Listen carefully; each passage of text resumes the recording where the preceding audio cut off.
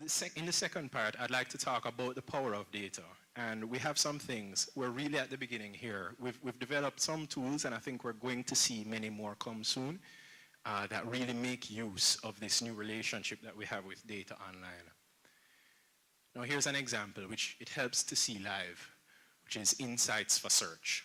Many of you probably know about this tool. It looks complicated, but it's not really. You enter a term. You want to know how a term is trending online, what's interesting to people in the world. And you can break it down by category, by region, and by time. And we think that this is really useful to a lot of people, to marketers, to advertisers, and to people just interested in getting a taste of the zeitgeist. Now in this search, what we've seen here is just what's been popular in Italy for the last 30 days. Now on the left, you'll see stuff that tends to be generally quite popular. The right shows you the really interesting thing because it shows you what's just become popular in those last 30 days. So stuff like Marazzo, Halloween, etc. So we think that this is quite powerful. Let's run another search here.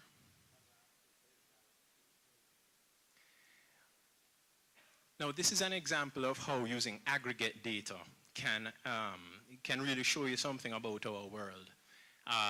Because the thing is that every time you enter a search, you're kind of participating in the great zeitgeist or the spirit of the time. Here's something that's equally or more interesting, I think. We've had for a while this part of the graph on the left, but something that we've just introduced is the dotted line on the right. Now what that is a forecast of where a search term is going to trend, right? Now we think that this could be really useful if you're planning a marketing or advertising campaign, for instance. But it's also the beginning of something that we're interested in, which is what is the predictive capability of these data tools that we've been developing. Another thing that we've been doing in that vein is something called the Google Domestic Trends Index.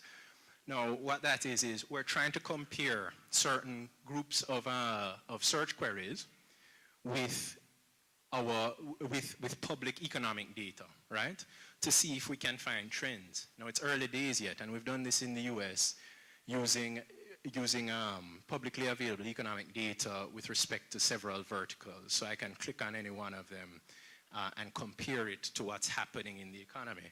Now the hope is that we can find these correlations and then provide a good window to people who are interested in seeing what's happening.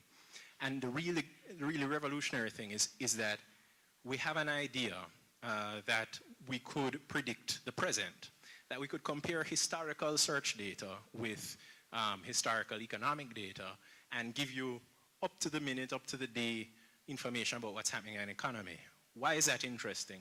Well, it's interesting because the way governments collect this data is by collecting it broadly, analyzing it, and then publishing it. A process which means that the picture that you get from that published information might already be weeks or even months old.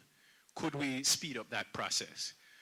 We have done it with one product called Google Flu Trends, which we've brought to many countries and are hoping to bring to many more.